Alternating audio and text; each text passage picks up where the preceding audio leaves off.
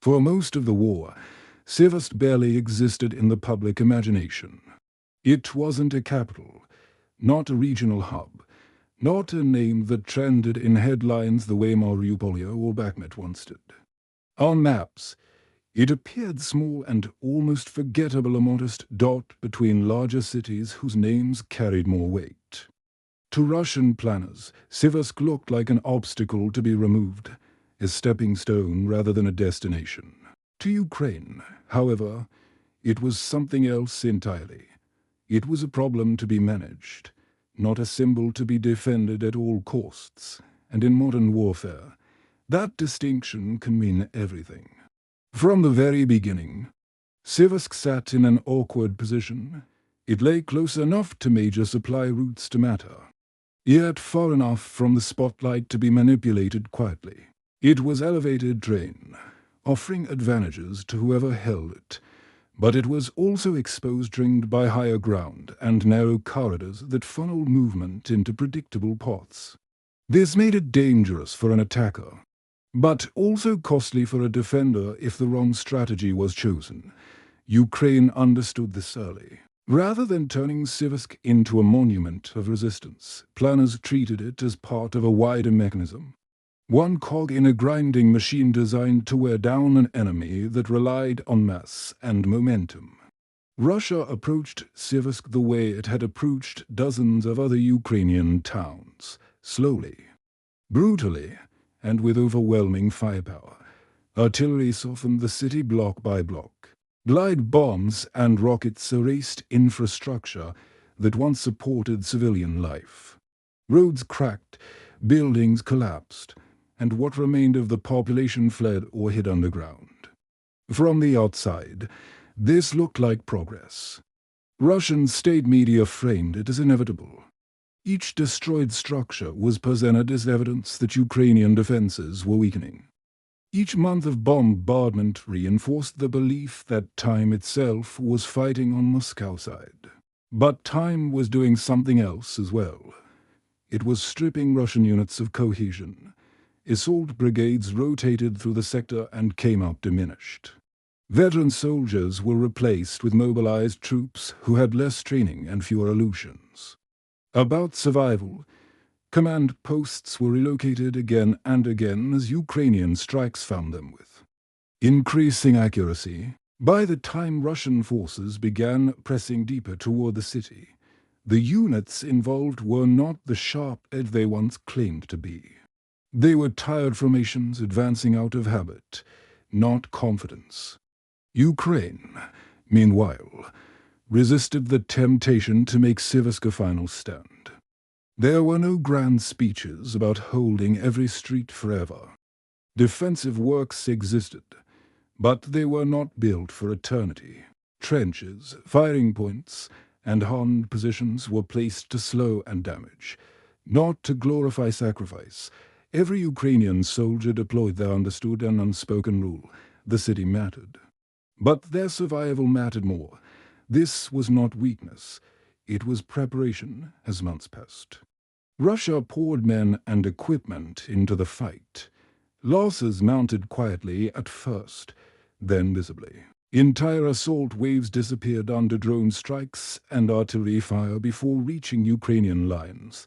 Vehicles burned along access roads that became infamous among troops sent forward afterward. Still, Russian commanders pushed on. Siversk, they believed, was close to falling. The destruction they had inflicted convinced them that resistance must be mere collapse. In their calculus, no city could endure that level of punishment indefinitely. What they failed to recognize was that Ukraine was already adjusting its posture. Defensive depth was shifting. Units rotated out not because they were breaking, but because their mission phase was ending. Positions that once served as shields were being reclassified as bait. The battlefield was changing shape, but only one side noticed. By late autumn, the signs became more visible to those paying attention. Ukrainian resistance inside the city appeared thinner. Engagements grew shorter. Contact lines moved subtly. Russian reconnaissance interpreted this as retreat under pressure. Analysts on pro-Kremlin channels spoke openly about imminent victory after years of grinding effort. Siversk seemed ready to collapse into Russian hands. The narrative was simple and comforting. Persistence had paid off. In December, confirmation appeared. Ukraine announced a withdrawal from frontline positions in Siversk, framing it as a move to preserve soldiers' lives in the face of overwhelming manpower. To an outside observer, this sounded like defeat dressed up in careful language. Russian troops advanced cautiously at first, then with growing confidence. Flags were raised. Reports spoke of a liberated city, though little remained to liberate. For Moscow, Siversk was another notch on the map, another claim of progress in a war increasingly defined by attrition. Celebration came quietly, not with parades but with relief. Units rotated in believing the hardest part was over. The city was theirs, and with it came the promise of pushing further west. Siversk was supposed to be a springboard, a place to regroup, resupply, and prepare for the next phase of the Donetsk offensive. Russian soldiers expected danger, of course, but they believed the worst fighting lay ahead. Not beneath their boots. That assumption would prove fatal. What Russia captured was not a defensive stronghold, but an empty shell whose purpose had already been fulfilled. The city no longer needed Ukrainian troops inside it to serve Ukraine's strategy. Its value had shifted from resistance to exposure. Streets that once shielded defenders now funneled occupiers. Buildings that once blocked lines of sight now offered none. Every route Russian forces used had been studied, mapped, and pre-calculated long before the withdrawal began. The deeper Russian units moved into Siversk, the more predictable they became. Supply trucks followed limited roads because alternatives no longer existed. Infantry clustered in the few structures still standing. Command posts occupied industrial zones that seemed logical, unaware they had been marked months earlier. Drones watched from distances that felt safe but were not.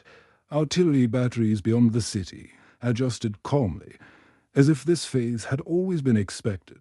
Siversk had stopped being a city in the traditional sense. It had become train designed to punish occupation. This was the first stage of a shift in how Ukraine intended to fight in 2026.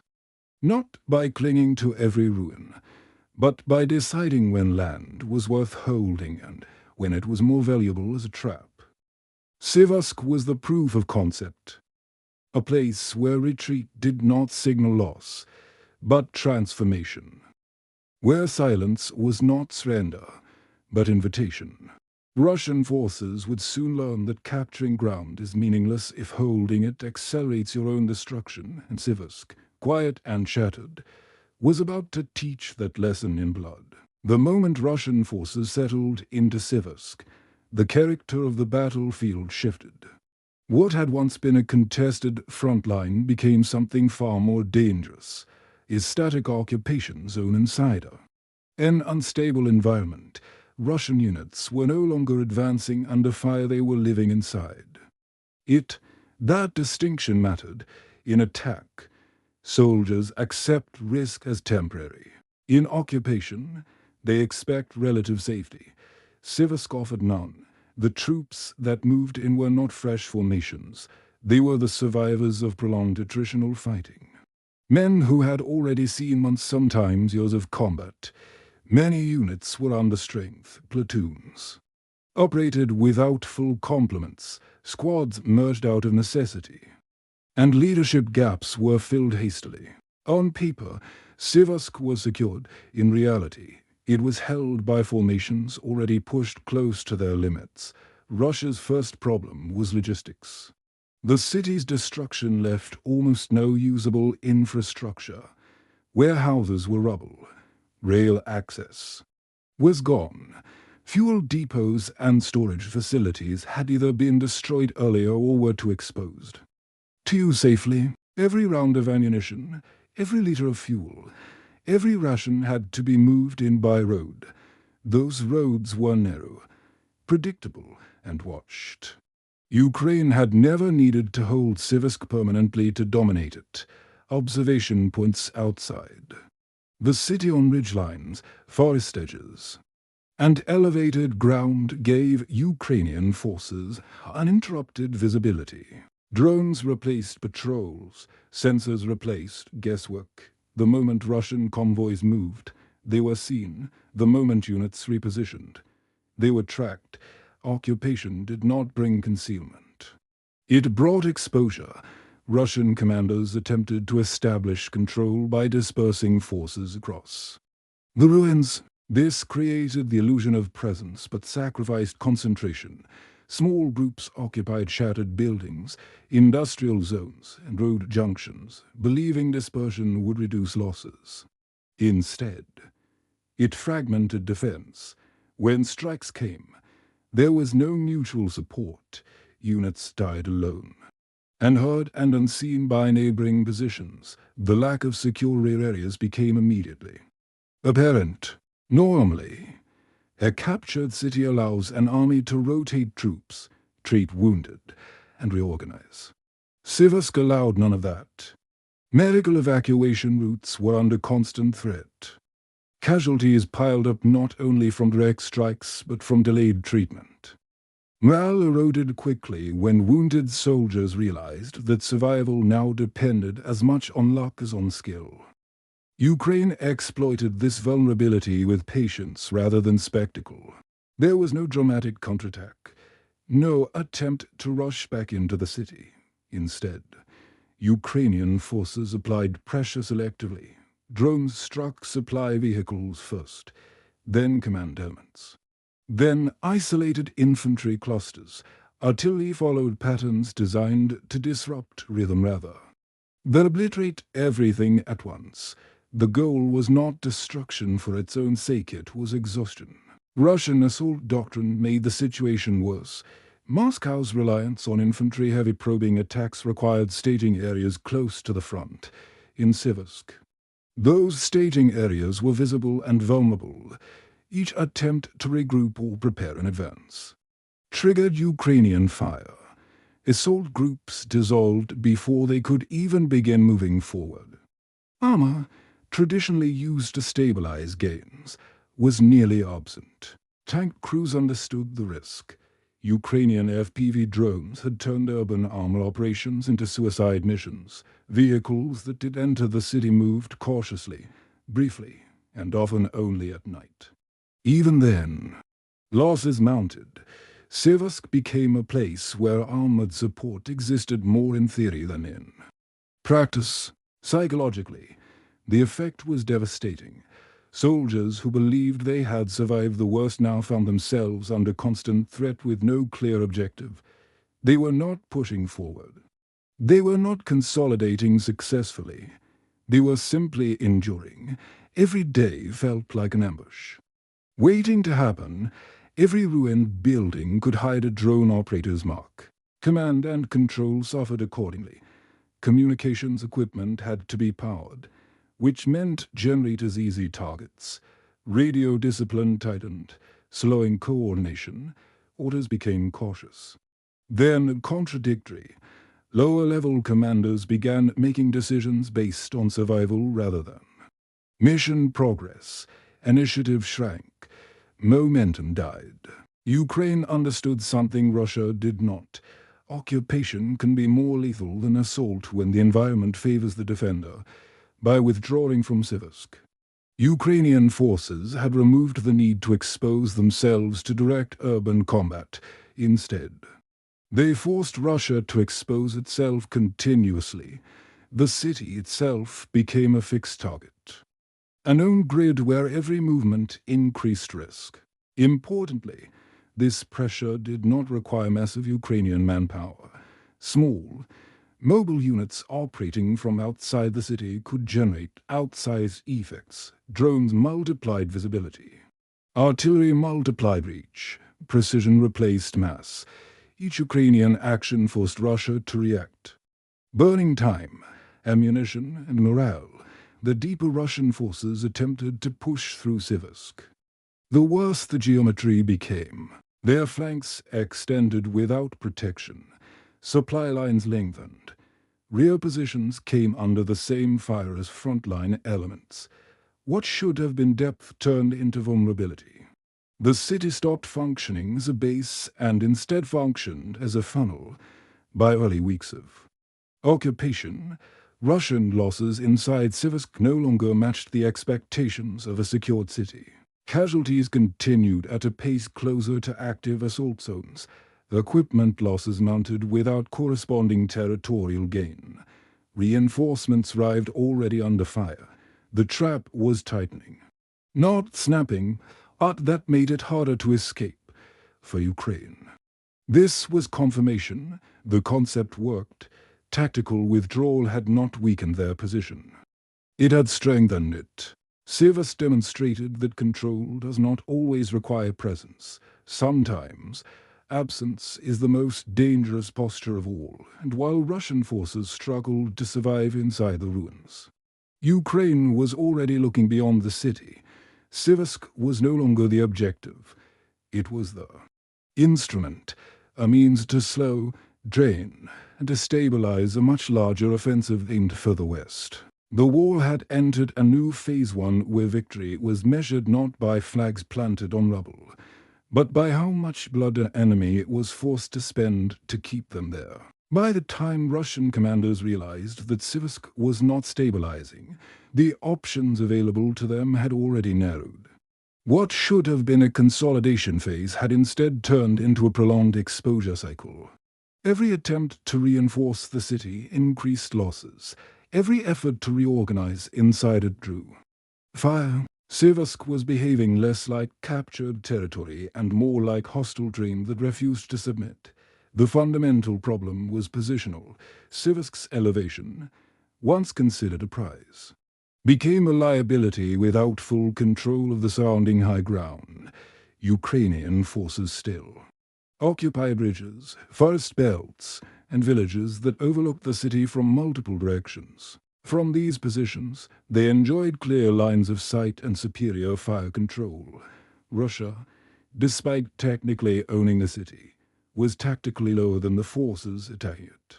This imbalance allowed Ukraine to dictate tempo.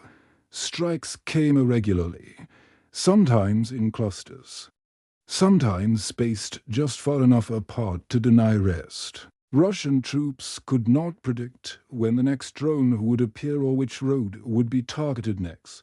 That uncertainty eroded discipline. Soldiers began avoiding movement during daylight, which slowed logistics and reduced operational flexibility. Night offered little relief. Thermal imaging and infrared sensors made darkness irrelevant. Vehicles that attempted to move under cover of night were tracked and struck with the same precision as daytime convoys. The psychological toll of constant surveillance became severe. Russian soldiers reported the sensation of being watched at all times. Even when nothing was happening, attempts to push outward from Siversk to secure the flanks met immediate resistance. Small Ukrainian units engaged Russian probes, not to hold ground permanently, but to delay and disrupt. Every skirmish drew artillery fire onto advancing Russian troops.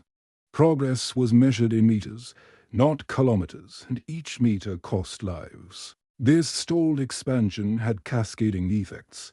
Without secured flanks, Russia could not bring in heavier logistical assets. Fuel shortages began to affect vehicle usage. Ammunition rationing quietly emerged. Units that should have rotated out remained in place because replacement forces could not move safely into the city. Fatigue compounded stress, and stress compounded mistakes. Ukraine's use of drones evolved as well.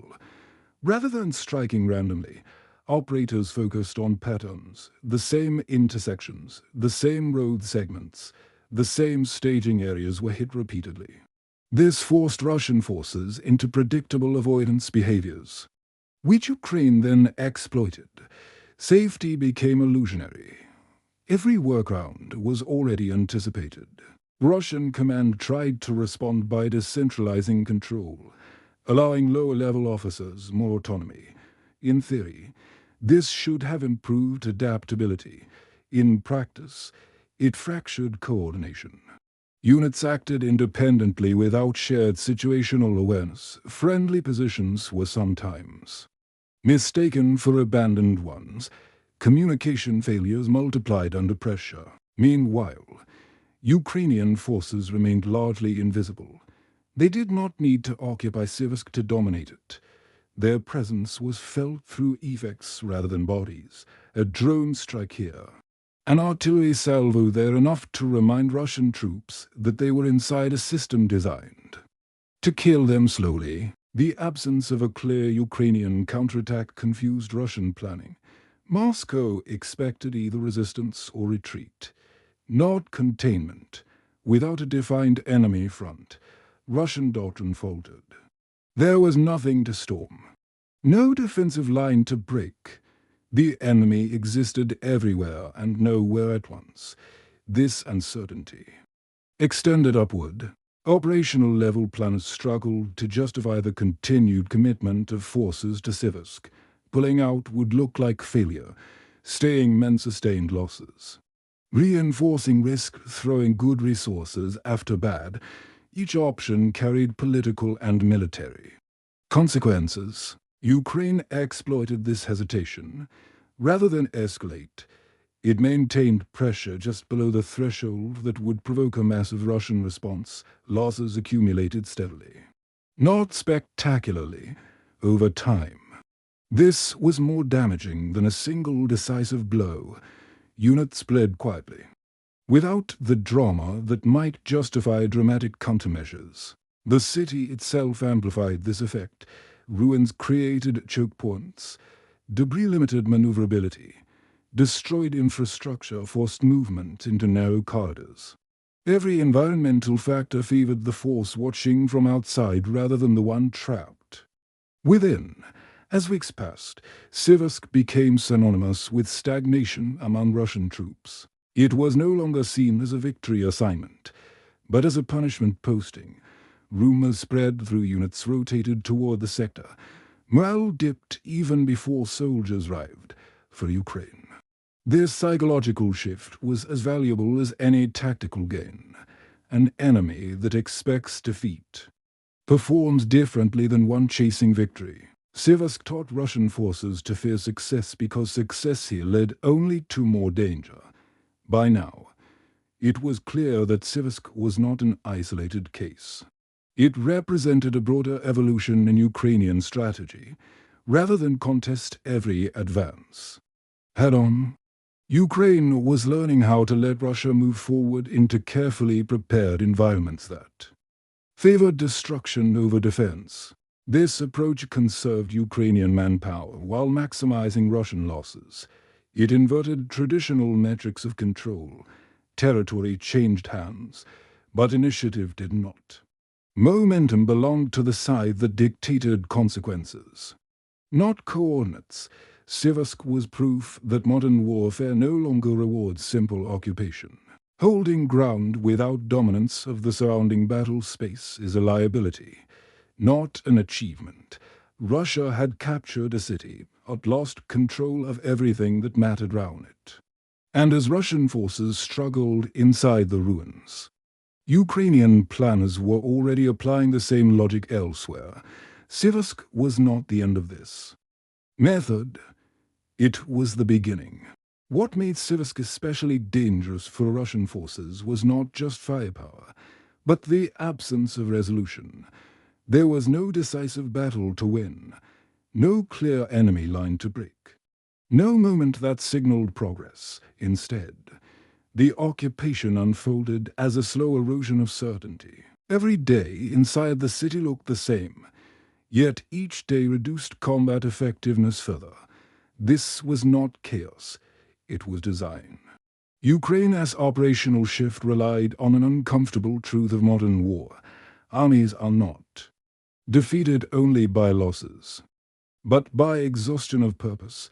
Russian soldiers inside Siversk could not explain why they were there anymore. The city did not feel like a gateway forward, nor did it feel secure enough to justify holding.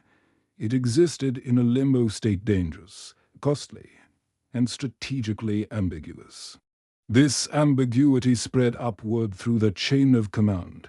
Tactical reports described constant harassment, but no decisive engagement. Operational briefings struggled to frame success. Maps showed control, yet casualty reports told a different story. For commanders, Siversk became difficult to explain without admitting that the occupation itself was the problem. Attempts to impose order failed repeatedly. Russian forces tried rotating units faster. But incoming troops faced the same environment and suffered losses almost immediately. They attempted to fortify positions, but fortifications drew attention. They tried dispersal, but dispersion invited isolation. Every corrective measure exposed another weakness. Ukraine maintained pressure without escalation. This restraint was deliberate, large. Counter-offensives attracted tension and retaliation. Siversk did not need spectacle. It needed persistence. Ukrainian forces struck just often enough to deny comfort, just accurately enough to deny adaptation. The city became a classroom in which Russia was forced to relearn the cost of holding ground under constant observation. Drones played a central role, but not as standalone weapons. They were part of an integrated system that linked surveillance, targeting, and strike assets into a single feedback loop. A sighting led to a strike forced movement. Movement generated another sighting. Russian forces were trapped inside this cycle with no way to break it. Crucially, Ukrainian units operating outside Siversk retained mobility. They chose when to engage and when to disappear. They rested, rotated, and resupplied beyond Russian reach. The asymmetry was stuck.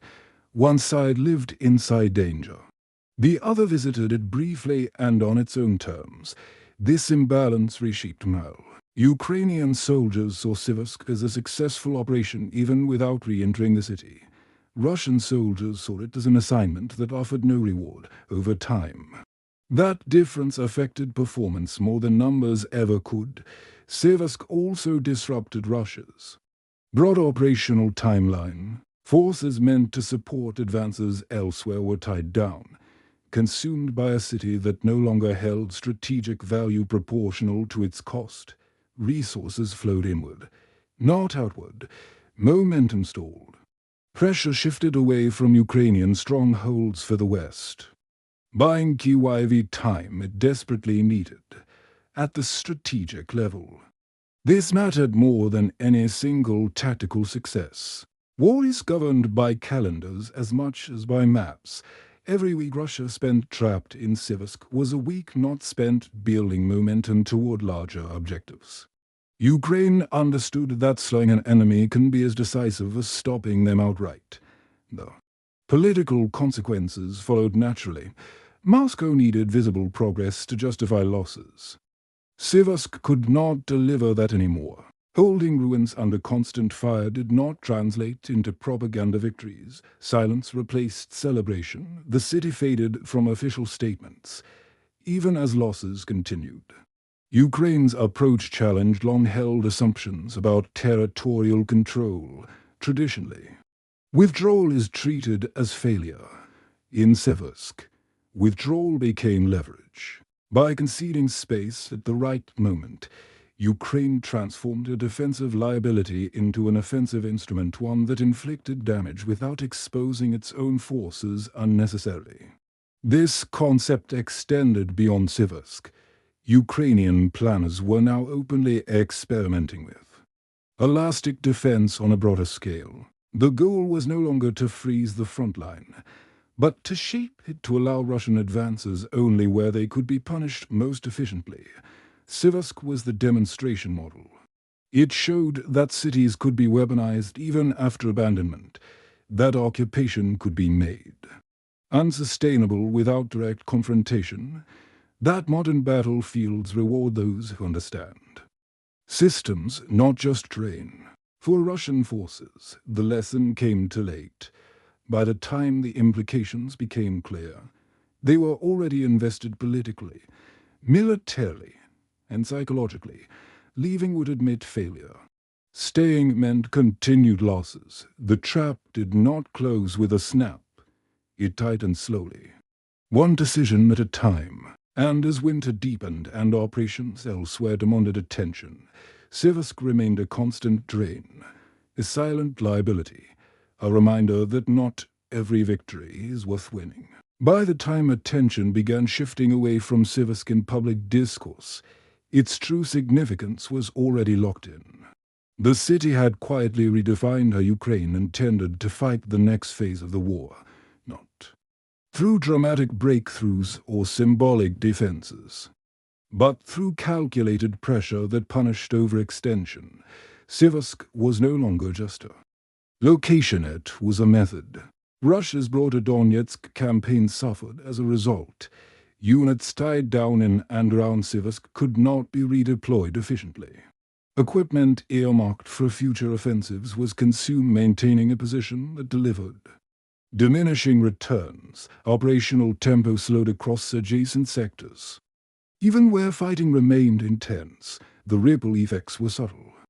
But they accumulated steadily.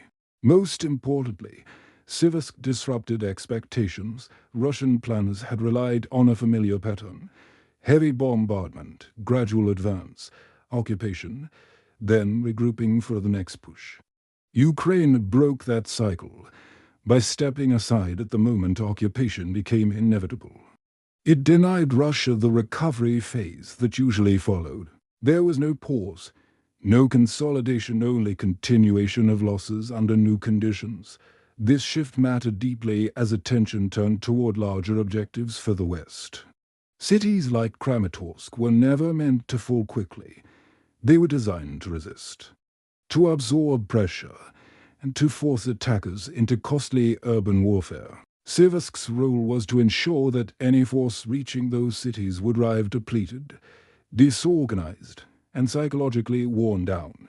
From a strategic perspective, Ukraine was trading space for time and attrition on its own terms. Every Russian battalion weakened in Siversk reduced the force available elsewhere. Every vehicle destroyed there was one less that could be used in a future assault. The math favored patience, not haste. This approach also aligned with Ukraine's evolving military structure, as technology increasingly compensated for manpower shortages. Ukraine leaned into systems that multiplied effect rather than presence. Drones, precision artillery, and networked intelligence allowed small units to influence large battle spaces. Siversk was the environment where that advantage was most clearly demonstrated. For Russian soldiers, the consequences were personal. Assignments to the Siversk sector came to be feared. The absence of visible progress eroded motivation. Rumors traveled faster than official briefings. The city acquired a reputation not as a prize, but as a drain. In war, reputation can be as powerful as firepower, politically. The situation was equally uncomfortable. Moscow needed success narratives. Siversk no longer provided them. It could not be presented as a staging ground for triumph when nothing moved forward.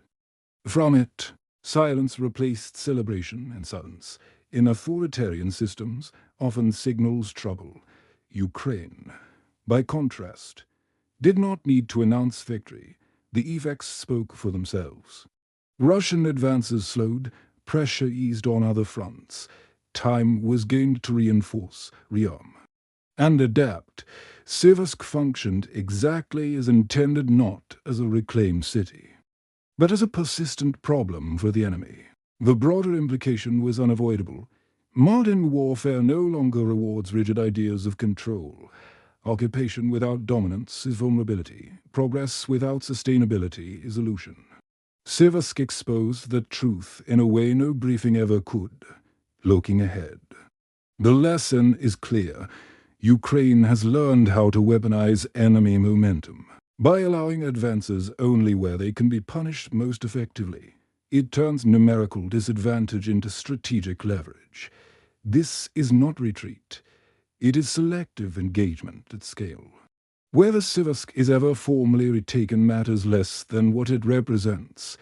It stands as evidence that the battlefield is not defined solely by who stands where, but by who controls outcomes over time. Russia captured ground. Ukraine captured the future of that fight, and as the war continues into another year, Siversk remains a quiet warning etched into rubble that not every city is meant to be held. And not every victory is real.